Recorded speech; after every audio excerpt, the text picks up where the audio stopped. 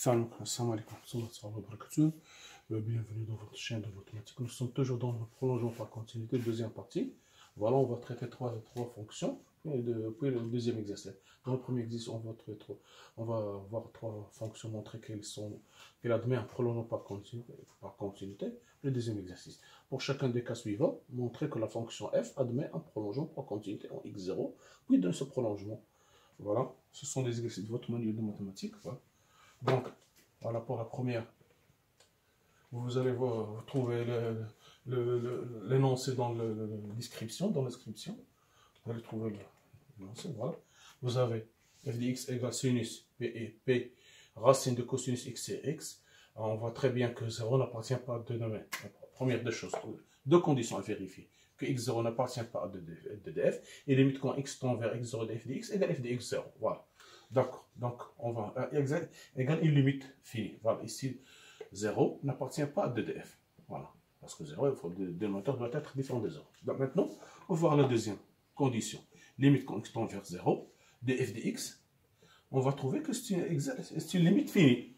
Voilà. Donc égale limite quand x tend vers 0, voilà, de sinus pi racine de cosinus x, voilà, sur x. Ici, si je veux calculer sinus de pi, racine de cosinus 0, c'est quoi? Racine de cosinus 0, c'est 1. C'est sinus pi. Et sinus pi, c'est quoi? C'est 0. Donc, je peux lui mettre ici moins 0, ici moins 0. Donc, voilà. Donc, si je posons h de x égale sinus de pi, racine de cosinus x, voilà. Donc, j'aurai ici limite quand x tend vers 0, de h de x moins h de 0 sur x moins 0. C'est quoi ça? C'est le nombre dérivé égal h' en 0. H' en 0. Maintenant, il suffit de calculer ce h'. On a h de x. H' de x. Si vous ne connaissez pas, je vais vous faire un rappel. Si vous avez f de g de x, prime, le prime égale g' de x fois f' de g de x. C'est une propriété de dérivée de composé. F range g de x, f de g de x, c'est g' de x fois f' de g de x. Maintenant, voilà, on va calculer h'. Donc, ce h' de x égale quoi? La dérivée, ce qui est à l'intérieur, pi racine de cosinus x prime fois sinus prime de pi racine de cosinus x. La racine de f, la dérivée de racine de f, c'est f' sur 2 racines de f. Si c'est égal à pi, c'est une constante. Ici, c'est cosinus prime sur 2 racines de cosinus x. Là, c'est la dérivée de sinus. La dérivée de sinus, voilà le sinus. Vous avez sinus, cosinus, moins cosinus. La dérivée de sinus, c'est cosinus. Cosinus, c'est moins sinus. Dérivée de moins sinus, c'est moins cosinus. Donc, la dérivée de cosinus, c'est moins sinus. Donc, ici, voilà, la dérivée de sinus, c'est cosinus. J'aurai pi racine de cosinus x. Donc, ici, ça sera pi. La dérivée de sinus, c'est moins sinus x sur 2 fois racine de cosinus x fois cosinus de pi racine de cosinus x. Voilà. Donc limite. Donc, h' de 0, égale moins pi, fois sinus de 0, c'est 0, sur 2 fois racine de 1, fois cosinus, ici 1, cosinus pi, c'est-à-dire égal moins pi fois 0 fois moins 1 sur 2, qui est égal à 0. Donc limite, on a trouvé limite, on a 0 n'appartient pas à 2df. Deuxième chose, limite quand x tend vers 0 de f de x est égal 0 à un nombre fini, une limite finie. Donc, conclusion, par conséquent,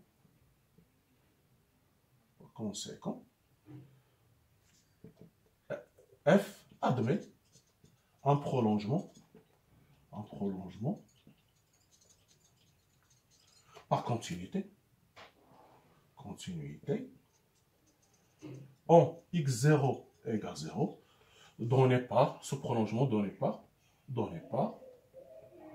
g de x égale f de x, si x différent de 0, et g de 0 égale 0. Voilà, c'est ça le prolongement de continuité. Voilà, on passe à la deuxième fonction, ce qui est très intéressant.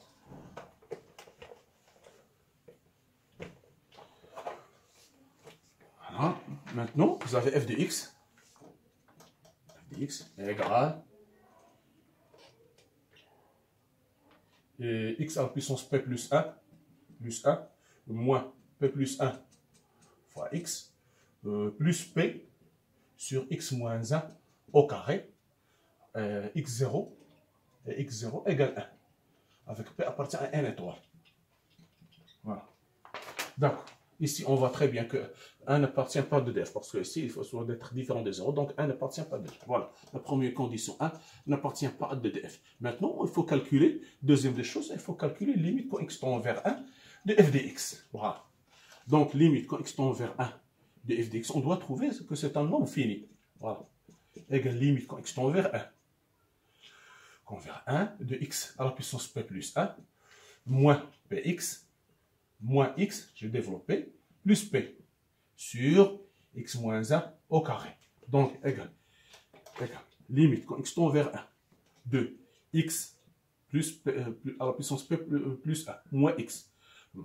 Moins, ici, je vais mettre p, je vais factoriser par p, x moins 1, de tout sur x moins 1 au carré. Égal, limite, quand x tend vers 1, limite, quand x tend vers 1, de x, facteur de xp, moins 1 sur x moins 1 au carré, moins p, facteur de x moins 1 sur x moins 1 au carré. J'ai séparé, donc, celle-là sur x moins 1. Ici, je vais, donc, ici, c'est égal, limite quand x tend vers 1, de x, facteur de x à la puissance p plus 1, p, moins 1, sur x moins 1 au carré, moins p, sur, je vais factoriser par une seule, ici x moins 1, ça me reste seulement x moins 1. Donc, je peux factoriser par, limite quand est 1, de 1 sur x moins 1, facteur de x, facteur, il me reste, je vais factoriser par 1 sur x moins 1, donc, ici, il me reste seulement p, et ici, il me reste x moins 1 sur x à la puissance p moins 1. J'ai fait sortir ici, c'est x moins 1, facteur de x moins 1. J'ai factorisé par 1 sur x moins 1. Donc, il me reste seulement x, facteur de xp moins 1 sur x moins 1, sur moins p. Voilà. Maintenant, regardez bien. Si vous avez 1 plus x au carré plus x à la puissance p moins 1, ceci est quoi égal? C'est une suite géométrique d'oraison q égale x. Donc, si c'est égal quoi? Le premier terme, c'est 1 fois 1 moins x, Le nombre de termes, c'est p moins 1 moins 0 plus 1, c'est-à-dire égal à 1 moins x à la puissance p sur 1 moins x. C'est la même chose que x à la puissance p moins 1 sur x moins 1. Il suffit de montrer, multiplier le numérateur par moins 1. Voilà. Donc, nous sommes arrivés à... Voilà. Donc, cette quantité égale cette quantité. Donc, ceci va donner. Donc, limite. Voilà. Donc, ici, c'est égal x à la puissance p moins 1 sur x à la puissance moins 1. Donc, limite quand x tend vers 1 de f de x égale limite quand x tend vers 1 de 1 sur x moins 1. Facteur, ici x, je vais cette quantité la remplacer par cette quantité. Donc, facteur de 1 plus x au carré plus x à la puissance p moins 1 moins p. Voilà. D'accord. Donc, ceci va donner. Donc, voilà. Donc, limite quand x tend vers 1 de 1 sur x moins 1. Facteur de x, je vais multiplier, faire entrer le x plus x au carré, plus x3, jusqu'à x à la puissance p. Parce que x fois x au carré, x3, ici, x moins 1 plus 1, ça fait x à puissance moins p. Donc, ce p égale limite quand x tend vers 1, de 1 sur x moins 1. Voilà, facteur de x plus x au carré, plus x3, plus x à la puissance p, moins ce p, je peux l'écrire. 1 plus 1 plus 1 plus 1, p fois. P fois. Voilà. Donc, regardez ce que je veux. Limite quand x tend vers 1, de 1 sur x moins 1. Je vais mettre x moins 1 plus x au carré moins 1 plus x3 moins 1 jusqu'au xp moins 1. Voilà, moins 1. J'ai séparé moins 1, moins 1, moins 1. J'ai associé à chaque x 1. Parce que ici j'ai p terme et ici p terme. Voilà. X moins 1, x carré moins 1, x3 moins 1, xp moins 1. Voilà. D'accord. Maintenant, je peux l'écrire. Limite quand x tend vers 1.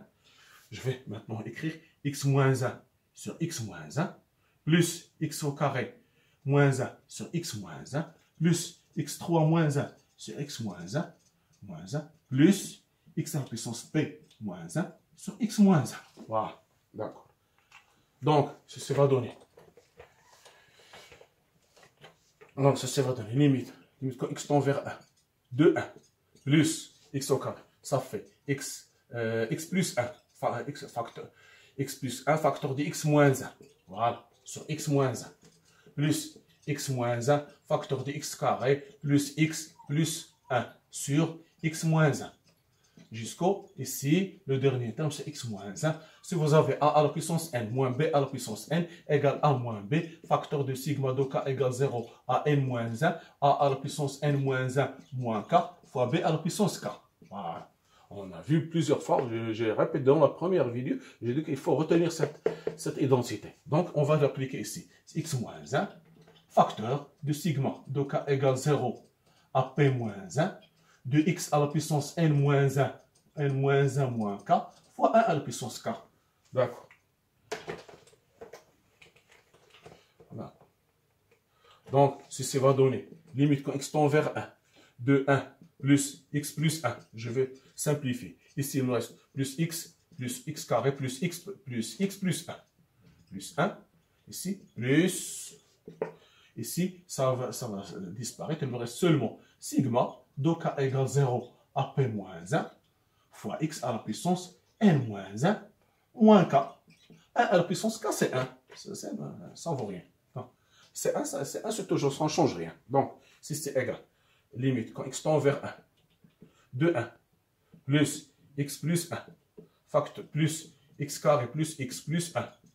Ici, plus, ici j'aurai x moins 1. Si je remplace k par 0, x, p moins 1, plus, fois, plus kx à la puissance p moins 2, plus, jusqu'à 1. Donc, si je remplace par 1, j'aurai 1, plus 2, plus 3, plus ici 1, plus 1, plus 1, plus 1, plus 1, ainsi de suite. 1.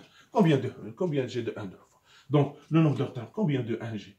J'ai P moins 1, moins 0, plus 1. Le dernier, moins l'exposant des autres, ici, c'est comme j'ai x à la puissance 0, ici, plus 1. Voilà. P moins 1, moins 0, plus 1. C'est toujours le nombre de termes. Si vous avez a à la puissance n, n moins 1 jusqu'au n moins 2, jusqu'au 1, le nombre de termes, combien j'ai de... C'est le nombre de termes. Le nombre de termes, c'est le dernier, n moins 1, moins c'est 0, plus 1. n moins 1, moins 0, plus 1, ça fait n. Ça fait égal n. De la même chose ici. Donc, ceci va donner 1, plus 2, plus 3, plus p. Voilà. C'est quoi ça? C'est quoi ça? C'est la somme d'une suite arithmétique de raison. Suite arithmétique de raison 1. Donc, suite arithmétique de raison 1. C'est le nombre de termes. C'est le dernier, moins le premier, plus 1. C'est p, plus 1, moins 1, fois le moyen des extrêmes. Le moyen des extrêmes, c'est-à-dire 1 plus p sur 2. Que vous connaissez. C'est la formule de Gauss que vous connaissez. P, facteur de p plus 1 sur 2. Voilà. Donc, cette limite, limite quand x tend vers, limite quand x tend vers 1 de f de x, égale P, facteur de P plus 1 sur 2. Voilà. Maintenant, conclusion F. Par conséquent,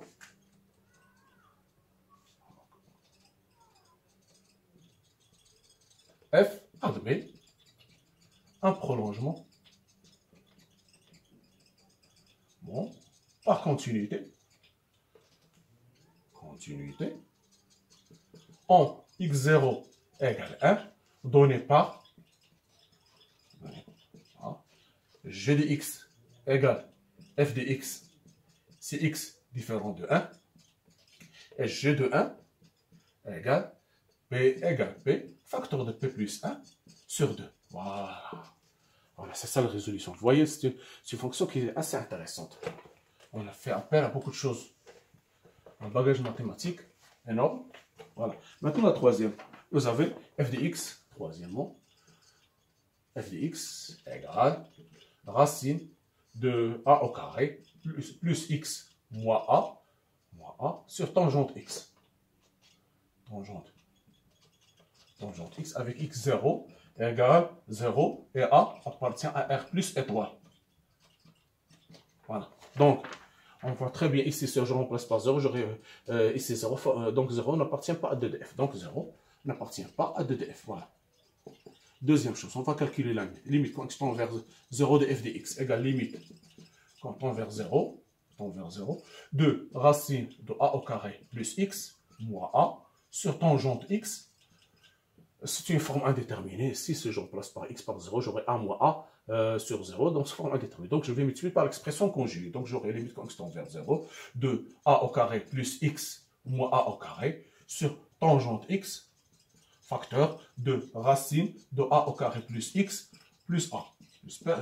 J'espère que vous avez compris. Si je multiplie ici par l'expression conjugée, alors je trouve identité remarquable a au carré moins b au carré. Donc, il me reste seulement x tend vers 0 de x sur tangente x fois 1 sur racine de a au carré plus x plus a.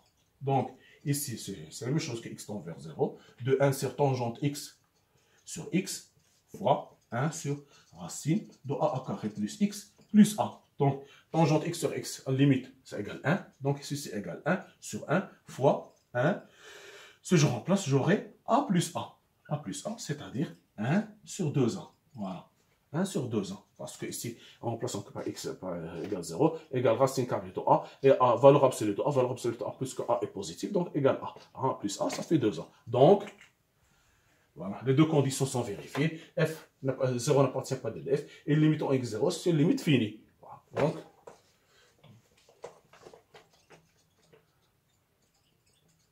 admet un prolongement par continuité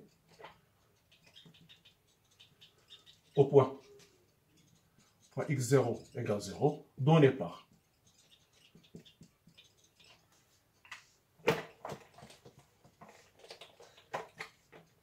g de x égale f de x, c'est x différent de 0, et g de 0 égale 1 sur 2a.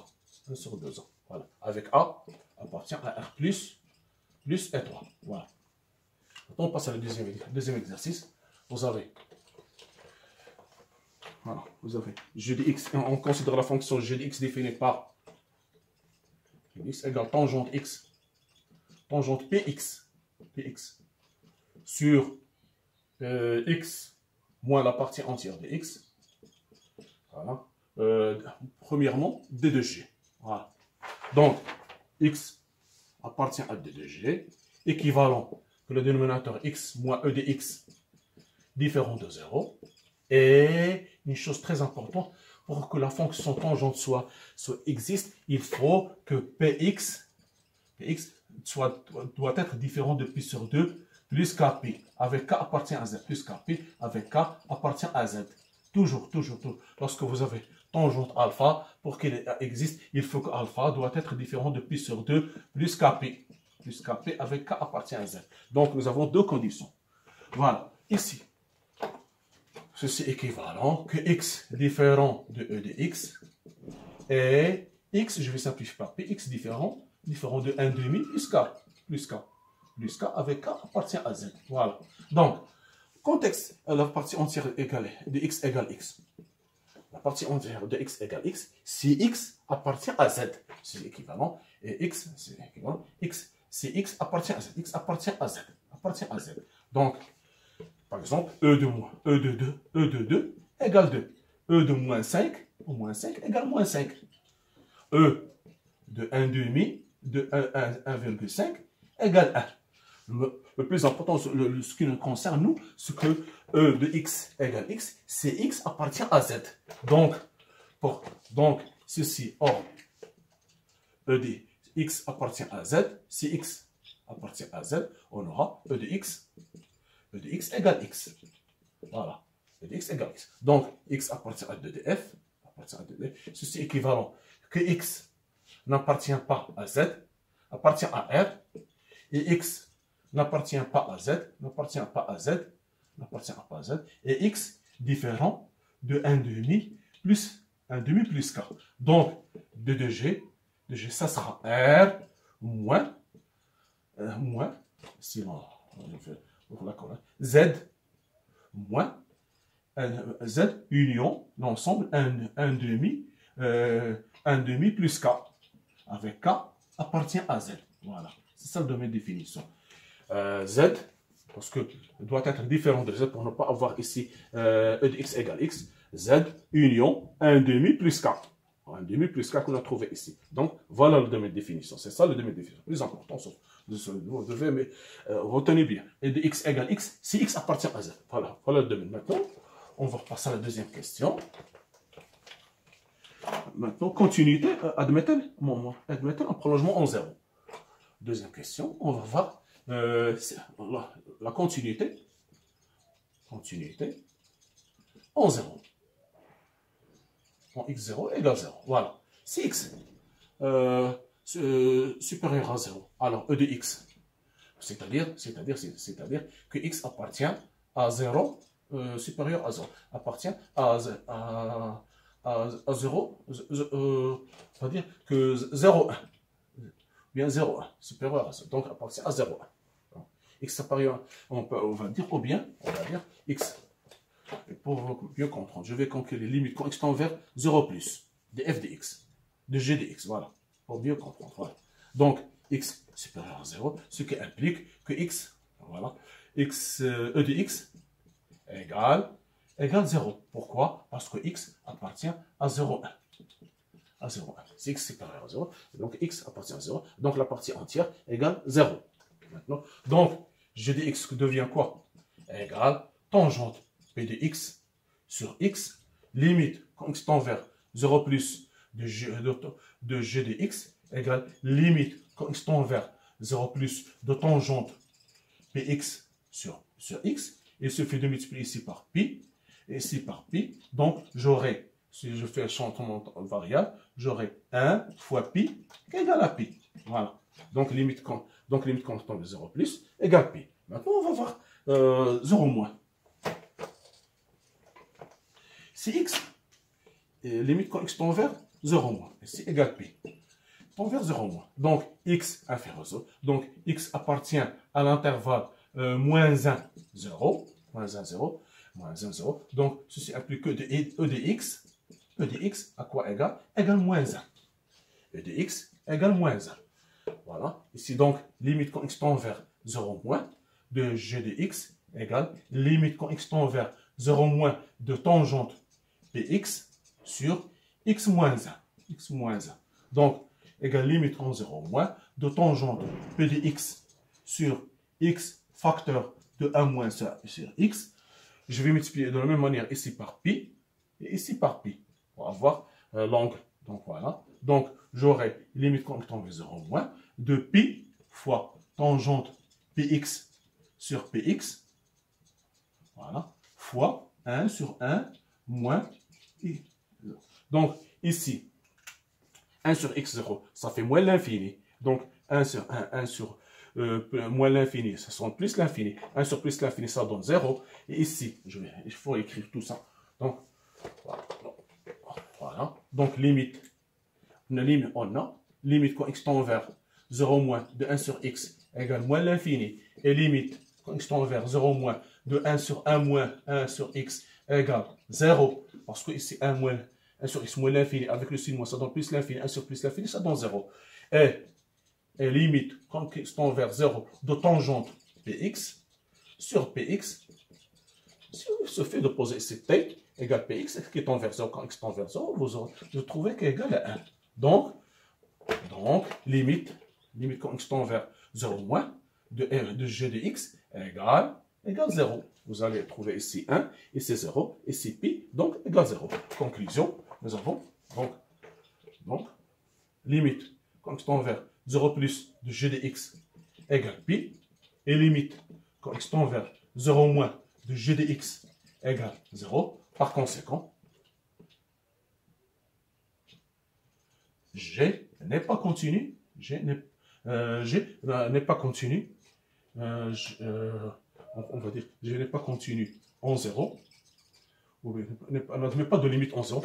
G n'admet pas de limite. N'admet pas de limite en 0.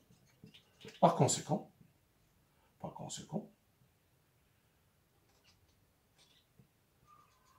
G n'admet pas prolongement, de prolongement par continuité, par continuité en 0. Voilà. Je pense que ce sont des exercices assez intéressants. La prochaine fois, on continue toujours dans le prolongement par continu. Soit rendez-vous. Merci de votre attention.